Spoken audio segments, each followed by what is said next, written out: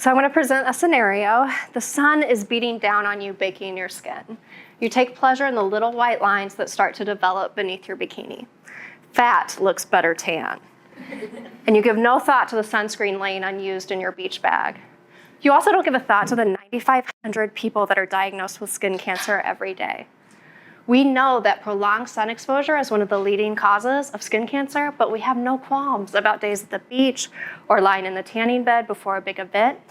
And while we may promote sunscreen with our kids, we're usually pretty lax about the practice ourselves. Now, sunscreen is a form of harm reduction, which is a set of practical strategies aimed at reducing the negative consequences of an unhealthy or an unsafe behavior. And we practice it every day. So when we're driving our car and we wear our seatbelt or we drive the speed limit, that's a form of harm reduction. And while getting behind the wheel of a car is one of the most dangerous things you can do as an adult, I guarantee none of you hesitated about driving here tonight. So sunscreen and safe driving, those come without any sort of judgment. They're unburdened by the weight of stigma.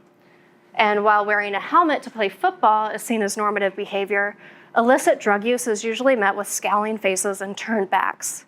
So society typically presents people who use drugs with two options: incarceration or treatment. But drug use comes with its own set of hazards that are not addressed by shoving jail or abstinence down people's throats. People who use drugs are experts in their own lives, and they deserve to have a voice in what healthcare they are being provided. Harm reduction recognizes people as experts in their own lives, and they're capable of autonomy and self-motivation. Now, addiction includes the definition of persistent use despite negative consequences. So why do we keep using negative reinforcement to address the war on drugs? Wouldn't it make more sense to recognize that drug use does exist despite our best efforts and try to work to mitigate those risks? For example, needles are designed to only be used one time, and repeated use increases the risk of somebody contracting HIV or hepatitis C. And the criminalization of paraphernalia greatly promotes the sharing of syringes among people who use drugs, which leads to outbreaks of HIV and hepatitis C. Now, needle exchange offers a simple solution. Provide access of syringes to people who inject drugs so that they don't contract HIV or hepatitis C. It's the most effective strategy for this. Not only do we provide syringes, but we also provide cookers, cotton, sterile water, all of which are vectors for disease. And in doing so, we're providing access to healthcare that people who inject drugs deserve. And the thing is, people who inject drugs, they care about their health and well-being. They care about staying free from HIV and hepatitis C. They care about having functional lives and human interaction. And they care about having the time to reach their full potential. So through Syringe services, we provide people access to naloxone, which is the overdose reversal drug. And it can take somebody from blue to breathing in a number of minutes. So harm reduction places naloxone in the hands of people who are most likely to use it, instead of simply emergency personnel who may take too long to arrive. Syringe services also allow people who inject drugs to interact with people that are living in recovery, to have human interaction free from the fear of judgment or discrimination. We give people time to feel heard, to tell their stories, and this environment is what is most conducive to positive change.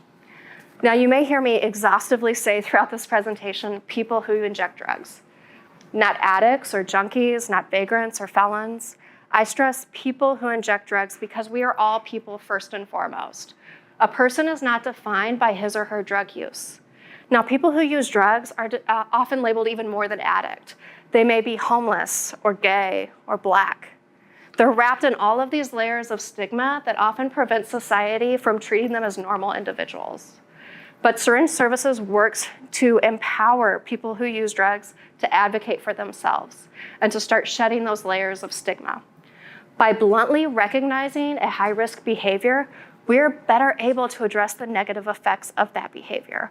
So not only are we providing people with access to sterile needles and other supplies, but we're also testing them for HIV and hepatitis C. We're immunizing them against other communicable diseases. And we're connecting them to insurance and social services. We're also mitigating the risk to the community by collecting used syringes from the streets. Now, the thing is, lack of access to sterile needles has never stopped anybody from injecting drugs.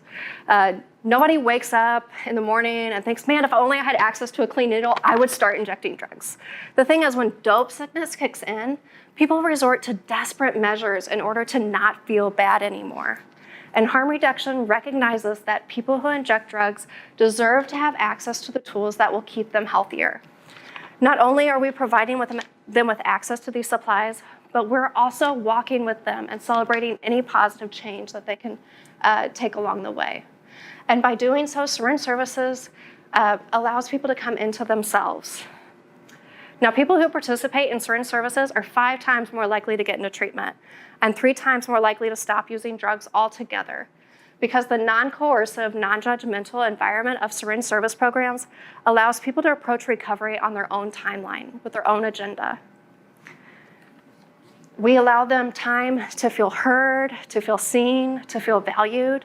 And now the definition of recovery is a process of change through which individuals achieve health and wellness, live a self-directed life, and strive to reach their full potential. Recovery is exactly what a person makes it.